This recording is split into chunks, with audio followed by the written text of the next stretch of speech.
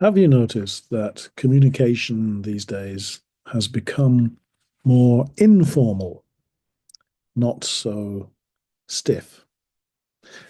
For example, I'm sitting here making a video that I hope many people will see, and I don't know who will watch it.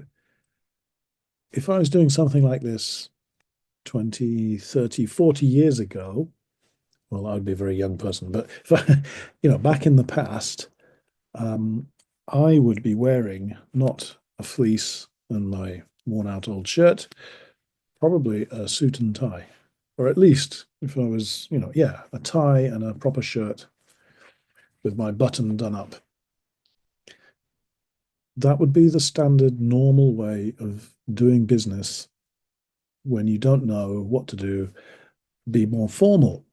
Well, maybe things have changed largely because of things like YouTube and social media and the fact that everybody has a camera on a machine in their pocket. So now being informal is kind of normal. It's the usual way to do business. And if you think about politics, certainly in the West, people don't respond well to standing up and giving a speech. The traditional Winston Churchill style or Roosevelt style of delivering a speech. We much prefer more informal communication. This is not my idea. This is not my point that I'm making. It's from a critic, a culture writer, a music writer. He's very good, called Ted Gioia. Gioia is Italian for joy. He's an American. But anyway, he believes that informal communication has become the new normal, where in the past we used to be more formal. Some examples or some ideas why this should happen. He's got 6 points, kind of 6 rules or 6 ideas. Not really rules, but 6 ideas. Okay, number one, you gain more trust when you're seated, not standing. People trust people more when they're sitting down. Number two, don't speak at people, speak with them. So it's more like a conversation, right? An informal tone is more persuasive now. Even leaders must adjust to this. So, informal tone, speaking in a friendly way, is more persuasive. But to persuade means to convince, make you think, make you agree with me. If I'm more chatty with you, you'll probably like me and you'll probably believe what I'm saying, much more than if I stand at a speech and say, I have 3 points I'm going to tell you. Number one, number two, number three. Better is informal communication. Okay. Number four, conversations have more influence than speeches. Influence is power over other people to make them change their mind. Spontaneous communications, suddenly just talking, delivered from a personal standpoint, personal point of view, are considered more real than a script created by a team or a speechwriter.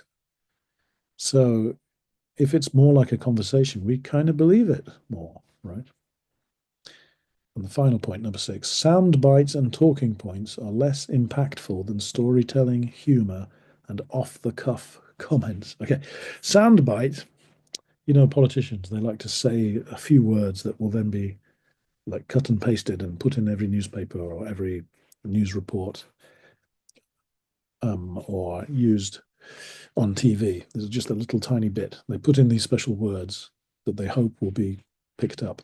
And talking points are the main points. All the politicians start sounding the same. They start talking about the same subjects because they've all been given bullet points of what to talk about. Those are called talking points. Okay, that was the way we used to see things a lot in the last 20 years, but now it's changed to more storytelling humor and off the cuff comments. Off the cuff. I don't even have a cuff, but if you have a proper shirt, you have a cuff here. And so off the cuff is, in the old days, people used to write notes on their cuffs. And so they could look down and just sort of talk. So it means not scripted, not planned, kind of half accidental. So telling stories, making jokes, making little comments that you've just thought of. These are more powerful than preparing things. That's what this guy, Ted Joyà, believes. I don't know. Do you agree with this? I think that's probably true. Is that true in Japan? Oh, let's get some questions. Proper questions. Let's see. I've got them down here. Okay. Number one, do you agree with these 6 points?